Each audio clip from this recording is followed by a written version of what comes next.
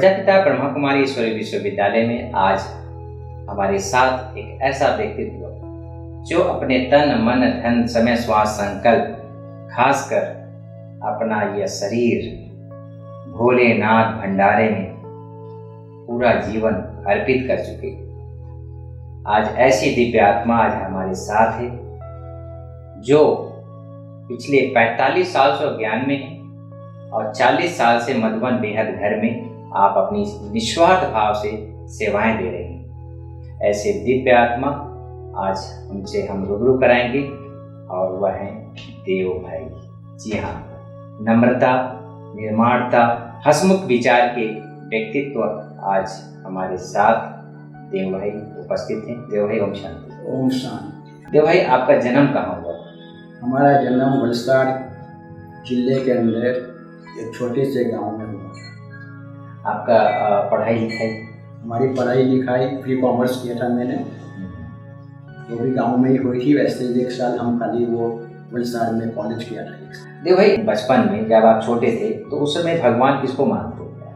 हम भगवान को उस समय हम कृष्ण को भी मानते थे, राम को भी मानते थे, शिव को भी मानते थे। और एक माता है भुवनेश्वरी माता, हमारे बहुत फेमस है गुजरात के अंदर, गोंडल के अंदर जो है मंदिर है, उसको भी मानते थे हम। फिर हम जब नवसारी में आए तो वहाँ तालाब के ऊपर आशापुरी माता जी का मंदिर है, तो वो भी हम उसको भी बहुत मानते थे। अचानक ये ब्रह्मा कुमारी के संपर्क में आप कैसे आ गए? वही बात है कि जब मैं आशापुरी मंदिर के अंदर जाता था तो उस समय में एक दिन जल्दी चला गया था, तो वहाँ ब्रह्मा कुमारी की ओर से एग्जीबिशन लगी हुई थी। कब की बात है? ये है 76 शायद अप्रैल महीने की बात है। तो उस समय लास्ट दिन था वहाँ एग्जीबिशन का, लाइन अप कर रहे थे। जी जी, आप लास्ट में पहुँचे थे? लास्ट पहुँचे थे। जी जी। तो वहाँ से फिर हमको थोड़ा अच्छा लगा कि बहन ने बोला कि आप आइए सेंटर पर, हमारे नज़दीक सेंटर है वहाँ से, तो वहाँ आइए कोर्स करिए। तो मैंने बोला देखूँगा, देखेंगे। टाइम दिया उसने बहन ने मुझे, तो फिर हम जाने लगे, अच्छा लगने लगा हमको। फिर हम धीरे धीरे चालू हो गए। जैसे आप ये साधक का जो कोर्स है आपने किया, तो उस साधक के कोर्स में विशेष आपको यूनिक चीज़ क्या लगी? कौन सा प्रदर्शन क्षेत्र आपको अच्छा लगा?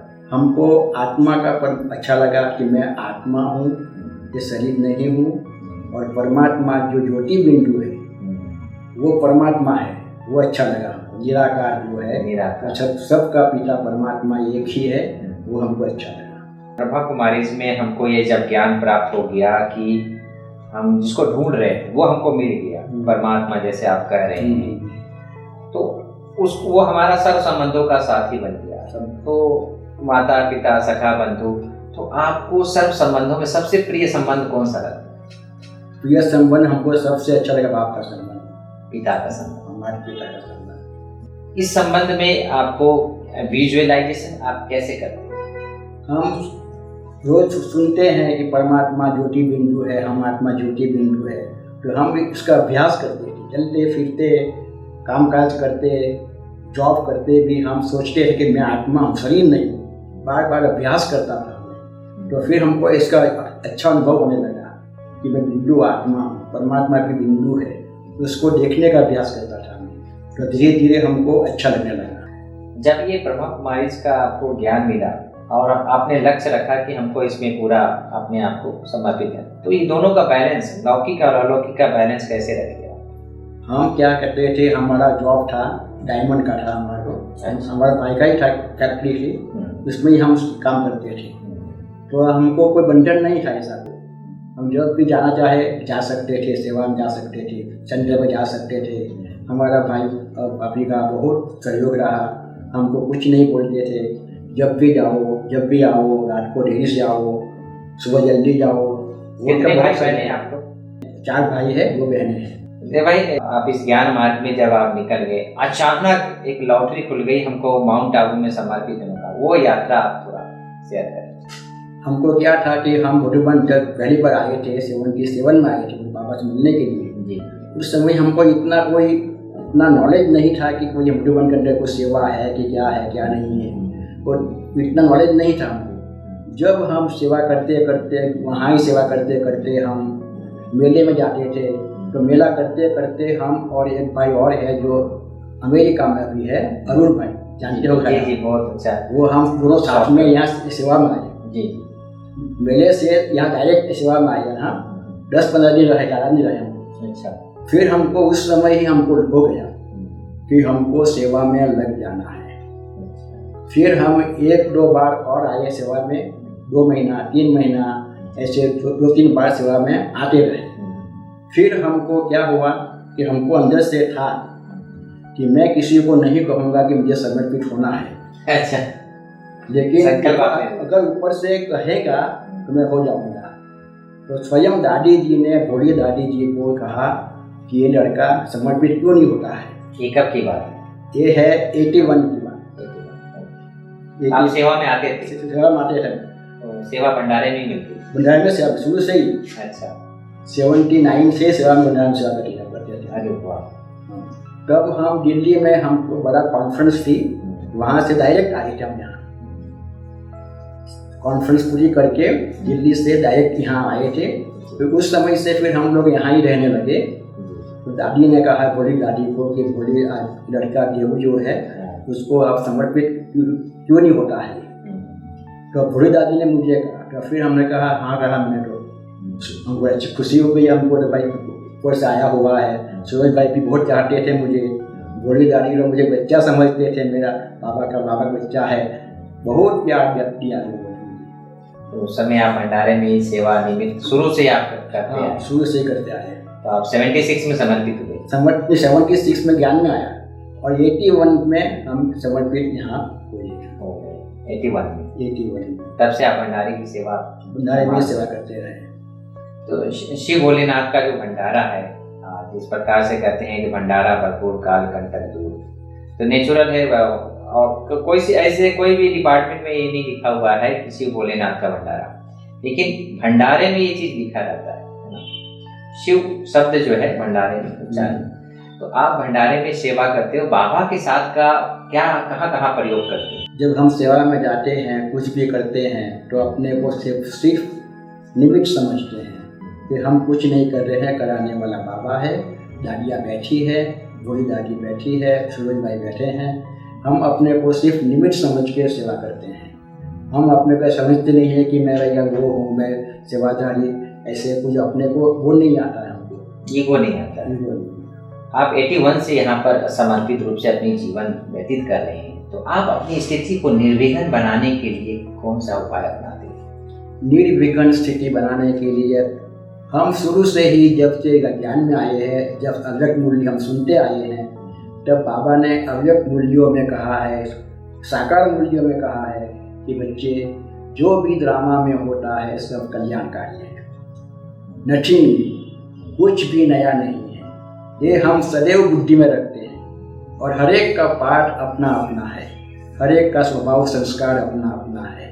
इसलिए हम किसी से कोई नफरत, वैर, द्वेष, ऐसी कोई बातें हम रखते ही नहीं हैं। जो जिसका संस्कार स्वभाव है वो ऐसा कर्म करता है। हम देखते, साक्षी होकर देखते हैं, साक्षी रूप में रहते हैं, तो हमारी स्थिति अच्छी रहती है। अगर ज़्यादा सोचते हैं तो अपने ऊपर असर पड़ता है। इसीलिए हम सोचते हैं ड्रामा, फुल स्टॉप। ये मेरी मेन सब्जेक्ट है, ड्रामा को फुल स्टॉप लगा सकते हैं। तो भाई आपकी प्रेरक कौन है? हमारे प्रेरक है भोली दादी, सूरज भाई, बड़ी दादी भी है। बड़ी दादी रोज आती है किचन के अंदर, रोज हमको देखती थी, देव क्या बनाया, क्या नहीं, क्या है आजकल, क्या प्रोग्राम है कल का।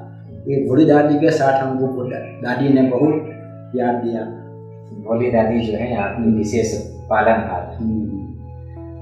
मैं भी भोली दादी के पास सेवा किया। एक बार मेरे से भूल से दूध गिर गया था और ट्रैफिक कंट्रोल बज रहा था 10:30 का।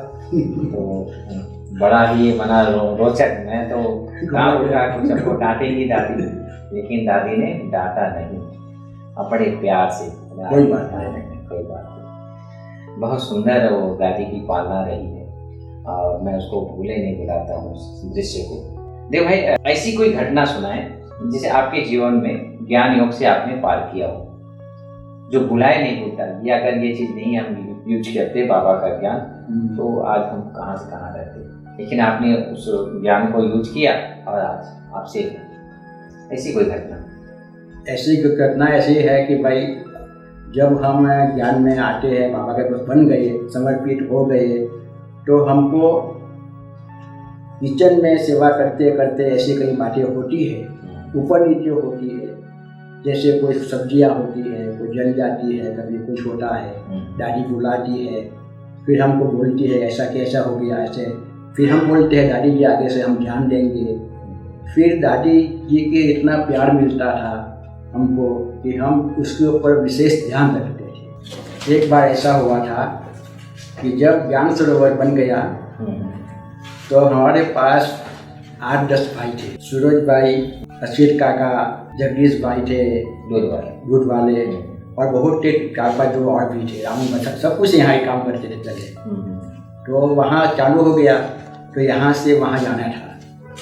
तो सूरज भाई ने यहाँ से मोस्टली भाइयों को वहाँ ले गए। तो हमारे पास थोड़ा बहुत कम रह गए। भोली दादी थी हमारे हाथ में, तो इसलिए हमको चिंता नहीं थी। फिर भी संकल्प चलता था थोड़ा बहुत, अभी काम कैसे चलेगा, सूरज भाई चले जाएंगे, यहाँ से कोई नहीं रहेगा, काका भी नहीं है, जो काम करने वाले थे वो भी चले गए थे। फिर हम धीरे धीरे अपने को संभाला कि नहीं, बाबा बैठा है, दादी बैठी है, सब कुछ हो जाएगा, आप सिर्फ हिम्मत रखो। तो फिर हमने हिम्मत सारा का बाबा ने जो करवाया वो आज तक हम करते रहते हैं। वाह, एक प्रकार से बाबा कहता है कि हिम्मत का एक कदम बढ़ाओ, 1000 गुना मदद करता है। देखो भाई, जैसे कि आप दादी, भोली दादी की पालना ली है, दीदी की भी शायद पालना ली है। हाँ, दीदी पालना लिया है, मैंने 1 साल 2 साल जैसे रहा। इतना हम क्लोज नहीं रहे, क्लोज नहीं रहे, क्योंकि दीदी का ऑफिशियल वर्क था, इसीलिए। तो दीदी दादियों के साथ की पालना के कुछ अनुभव सारांश सुनाए। दीदी दादी जो थी, जो पहले सबको समर्पित करती थी ना, सबको पहले बुलाती थी। हमको वहाँ बुलाया था, बगीचा है ना, बाबा की झोपड़ियाँ हैं, वहाँ सबको बुला के बिठा के सबसे बात करती थी, कहाँ से आए हैं, क्या करते थे वहाँ, क्या नहीं है। फिर दादी दीदी ने फाइनल करती थी। फिर दादी हमको सबको बैठ के खिलाती, फिर पिकनिक कराती थी वहाँ ही। ऐसे ऐसे अनुभव होते थे। फिर जब हम आगे बढ़ते गए, दीदी दादी तो हर रोज़ सुबह शाम मोस्टली किचन के अंदर चक्कर मारती थी। जहाँ अभी टोली किचन बनते हैं ना, टोली किचन है, हाँ, जीतू भाई का, वहाँ ही खाना बनता था, भोजन। 84 तक। मेन किचन वही था। हाँ, मेन वही रहा। टोली वहाँ बनती थी, चाय भी वहाँ बनता था, खाना भी वहाँ बनता था, सब कुछ वहाँ ही था इतने में। हाँ, और उसके बाद नीचे जब बना भंडारा तो वहाँ पर कब नीचे शिफ्ट कब हुआ? हाँ, नीचे 84 से हम शिफ्ट हुए। 84 से 83 में कॉन्फ्रेंस थी, फर्स्ट कॉन्फ्रेंस ओम शांति भवन में। तो टेम्प्रेरी टेंट लगा के जैसे कोई टेम्प्रेरी खाना बनाना शुरू किया था। तो दादी जो थी हर रोज़ चक्कर मारती थी, हर रोज़ पूछती थी आज क्या बनाया, क्या नहीं बनाया। दादी फिर उसके बाद भी हर गुरुवार को आती थी, चक्कर मारती थी किचन में अंदर, जो भी कम पेशी हो पूछती थी क्या चाहिए क्या नहीं चाहिए। कुछ खाना ऊपर नीचे होता है तो सूरज भाई से बात करती थी, ऐसे हुआ, नमक ज़्यादा हो गया, आज खाना कम हो गया।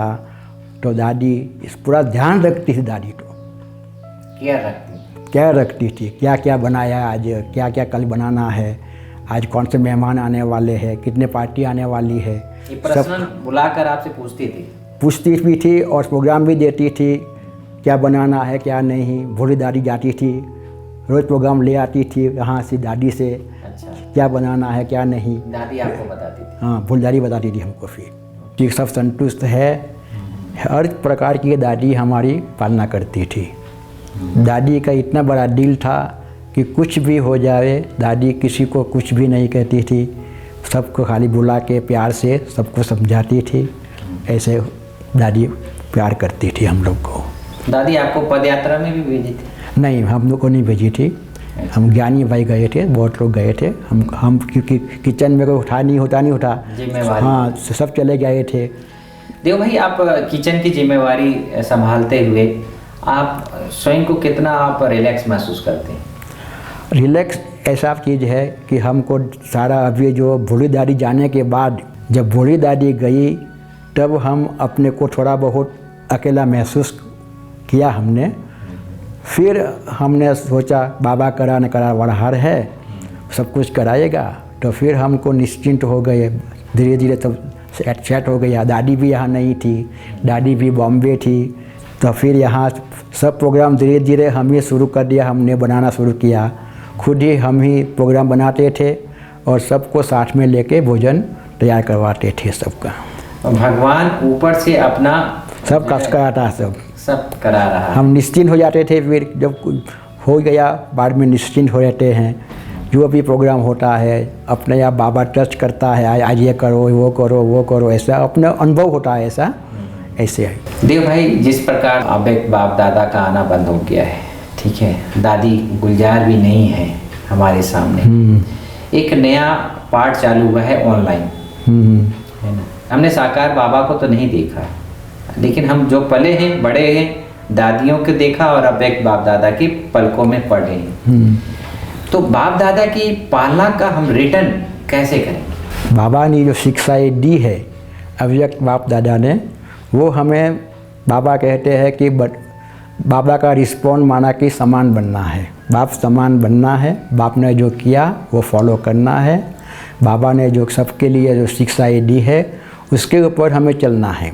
सबके लिए शुभ भावना शुभ कामना रख के सबको आगे बढ़ाना है। किसी को भी किसी के प्रति भी हमारे मन में ईर्ष्या द्वेष नहीं आनी चाहिए। सब हमारे हैं, परिवार हमारा है।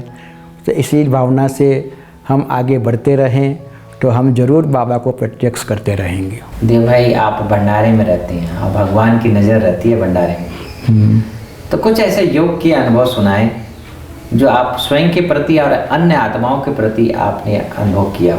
ऐसा है कि हम सेवा में होते हुए हमको इतना बाबा का इतना अनुभव नहीं होता है, फिर भी जब हम बैठते हैं योग के अंदर अभ्यास करते हैं तो हम अपना अभ्यास आत्मिक स्थिति का अभ्यास करते हैं और बाबा को ज्योति बिंदु के रूप में देखने का अभ्यास करते हैं। जो बाबा कहता है एक शब्द है अशरीरी। अशरीरी, ये अशरीरी अवस्था आपका विजुअलाइजेशन क्रिया कैसे होती है? जिससे बाबा बोलते हैं कि आत्मा बिंदु है, तो हम स्वयं को बिंदु अनुभव करते हैं, रियलाइज़ करते हैं। जिस तरह जिस तार है, जिस देखते हैं ना, दिखाई देते हैं आँखों से, वैसे हम बुद्धि से अपने आप को ज्योति बिंदु देखते हैं। और इसी तरह हम परम धाम को भी देखते हैं बुद्धि द्वारा, बुद्धि के ज्ञान द्वारा, तो उसके द्वारा हम परम धाम में शिव बाबा को ज्योति रूप में देखते हैं। हम खुद को भी देखते हैं, उसके नीचे बैठते हैं, उसके द्वारा जो किरणें आती है वो हमारे द्वारा सारे विश्व के अंदर फैलती है, ऐसा हम अनुभव करते हैं। आपके सुबह से लेकर दिनचर्या क्या है? हमारी सुबह से लेकर हम सवेरे 3 बजे करीब उठ जाते हैं, 3 सवा 3 बजे। फिर हम योग करते हैं, फिर स्नान पानी करते, फिर किचन में जाते हैं, 6:15 सवा 6 बजे जाते हैं, देखते हैं किचन में क्या हो रहा है क्या नहीं हो रहा है। उसके बाद फिर हम क्लास में आते हैं, मुरली सुनते हैं, नाश्ता करते हैं, फिर थोड़ा रेस्ट करके फिर दोबारा हम 9 बजे किचन में जाते हैं, फिर सारा कारोबार पूरा करके फिर आकर हम 11 बजे दोबारा मुरली सुनते हैं, पढ़ते हैं। शाम को 4 बजे दोबारा सेवा में जाते हैं, करते हैं। और सारा दिन का जो प्रोग्राम होता है वो प्रोग्राम का जो मेन्यू होता है रोज़ का वो सेट करते हैं, वो ऊपर बोर्ड पर लिखना होता है, सब करते हैं। हर एक को प्रोग्राम देना होता है, आज ये करना है वो करना है। इस हिसाब से हमारी पूरी दिनचर्या पूरी होती है। तो भाई आपकी हॉबी क्या है? हमको क्रिकेट देखने की हॉबी होती है खाली। क्रिकेट का हमको शौक़ है शुरू से ही, बचपन से ही हमको क्रिकेट का हमको शौक़ है। बाकी हमको फिल्म ऐसा कोई शौक़ नहीं होता है, ऐसा कुछ नहीं है। बस रेडियो सुनते हैं, थोड़ा बहुत गीत सुन लेते हैं। फ्यूचर में आपका प्लान क्या है? फ्यूचर में जो बाबा जो कराएगा वो करेंगे हम। जो बाबा जो कहते हैं वो हम पूरा करने का पुरुषार्थ करते हैं, लेकिन फिर भी वो नहीं हो पाता है। इसके लिए हम अटेंशन रखते हैं, करते हैं, लेकिन फिर भी जितना बाबा जो चाहता है उतना हम लोगों से अभी तक हो नहीं रहा है। वो हमको थोड़ा अंदर लगता है, इसीलिए हम पुरुषार्थ करने के लिए पूरा प्रयत्न करते हैं। रोज़ सुबह शाम योग में बैठते हैं, करते हैं, लेकिन इतना हमको जो अनुभव होना चाहिए वो अभी तक हमको नहीं हो रहा है। देव भाई, आज की युवा पीढ़ी भटक रही है, उसके लिए क्या संदेश देना चाहेंगे आप? युवा के अंदर एकदम जोश है, गुस्सा है, बदले की भावना होती है, तो उसको हम ये चाहते हैं कि जो थोड़ा बहुत गुस्सा है, वो क्रोध है, ईर्ष्या की भावना होती है, उसको एक बाबा का संदेश सबको मिल जावे, बाबा के ऊपर थोड़ा बहुत आकर्षित होवे, उसको ज्ञान मिले कि हम क्या करने वाले हैं, हमारा लक्ष्य क्या है, हम किसके लिए सृष्टि पर आए हुए हैं, हमको जो करना है हम सबके साथ प्रेम भाव से रहे, एक दो को सम्मान दे, ये हमारी शुभ भावना युवाओं के लिए हैं। व्यसन है, मोबाइल ज़्यादा चैट करते रहते हैं, ये सब कुछ थोड़ा कम करें और अच्छी चीज़ देखें, अच्छा व्यवहार करें सबसे, किसी के ऊपर कोई ऐसा अपमानित किसी को ना करें, माँ बाप के हाथ में अच्छा अच्छा व्यवहार करें। क्या कहीं आत्मा ये चली गई है, उसके लिए भी हमें कोई चिंता की करने की ज़रूरत नहीं है, क्योंकि हर एक का पाठ अपना अपना है, हर एक अपना अपना पाठ पूरा करके दूसरे जन्म के लिए अग्रसर होती है। इसी भाव से हम सबके प्रति शुभ भावना, शुभ कामना रख के जो होता है वो कल्याणकारी होता है। इसी भाव से हम आगे बढ़ते रहें और हिम्मत से काम लें, निराश न हो, और सबके लिए, हर एक के लिए, हर एक परिवार के लिए हम आगे बढ़े, ऐसी हम शुभकामना रखते हैं। कहते हैं कि जहाँ न गए रवि वहाँ गए अनुभवी, तो आप एक अनुभवी हैं। आप हर तरह से ज्ञान योग को यूज करते हुए, अपनी हंसमुख चेहरा आपका भी है, नेचुरल, आप सबके साथ सामान्य सबसे मुलाकात प्यार से चलते हैं, आपके मुख में मिठास है।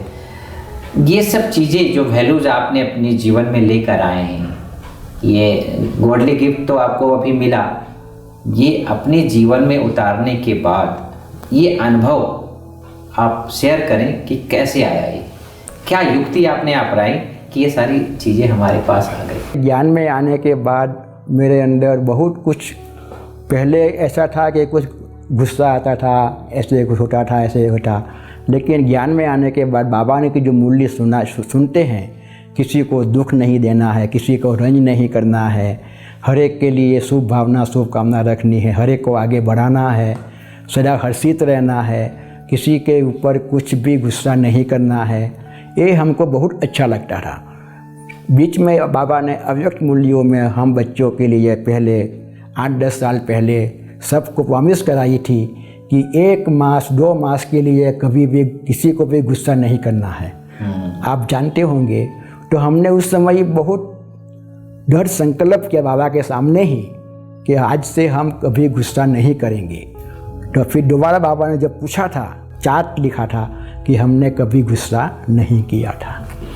इसी हिसाब से हमको बहुत गुस्सा कम आता है, लेकिन अंदर कभी कभी अंदर को आता है, अंदर आता है, लेकिन बाहर नहीं आता है, क्योंकि बाबा ने मना किया। तो वो प्रतिज्ञा सदा याद रहती है और वो आशीर्वाद बना रहता है। बाबा का आशीर्वाद बहुत बना रहता है, उसकी बहुत दुआएं मिलती बाबा से हमको कि आगे से ऐसे हम नहीं करेंगे, ऐसे बाबा का बहुत मदद मिली हमको। और इसीलिए शायद निर्विघ्न रूप से आप चल रहे हैं, क्योंकि सबसे बड़ी चीज़ है निर्विघ्न अवस्था और निर्विघ्न स्थिति, कि हम अपने जीवन में सदा ही हम निर्विघ्नपन का अनुभव करें और दूसरों को भी इसी हम आदेश और प्रेरणा दें। देव भाई, आज आपके इस अंतराल में, आपकी इस गाथा में आपने शॉर्ट एंड स्वीट बहुत अच्छा मैसेज आपने दिया। सबसे बड़ी चीज़ कि आप निमित्त और निर्माण चित्त आत्मा हैं और आपके द्वारा कई आत्माओं को प्रेरणा मिलती है। मैं समझता हूँ कि आने वाले समय में आपके द्वारा ऐसी तरह से सबको ब्लेसिंग मिलती रहे। दोस्तों, जिस प्रकार से आज देव भाई जी ने एक शुभ संदेश दिया कि हमें सबके साथ रहते हुए हंसमुख होकर रहना है, मीठा बोलना है, मीठे व्यवहार करने हैं, जीवन में सदा सिंपल लिविंग हाई थिंकिंग, जिस प्रकार से हमारे देव भाई सदा ज़मीन से जुड़े हुए रहते हैं, इनको देखते ही मुझे एक प्रेरणा आती है कि हम कितने भी ऊंची क्यों न चले जाएं, लेकिन रहना ज़मीन में रहना है। कहते हैं दुआ में बहुत बड़ी शक्ति होती है। जब हम उस दुआ के हकदार बन जाते हैं ना, तो सब कुछ ऊपर वाला नचाता है। जैसे देव भाई खुद आज ये महसूस कर रहे हैं कि मैं कुछ नहीं कर रहा हूँ, सब परमात्मा करा रहा है। इतने बड़े भंडारे को संभालने, इतने लोगों का भोजन बनाने की जिम्मेवारी आपको है, लेकिन सदा ही हंसते गाते जैसे खेल कर रहे हो और अपना यह जो भंडारा है सहज रीति से इतने लोगों का भोजन आप तैयार कर लेते हैं। मात्र एक छोटा सा वह है निमित्त भाव। ऐसे बाबा के बगिया के फूल एक नए एपिसोड में हम आपके सामने प्रस्तुत करेंगे। तब तक के लिए ओम शांति। ओम शांति।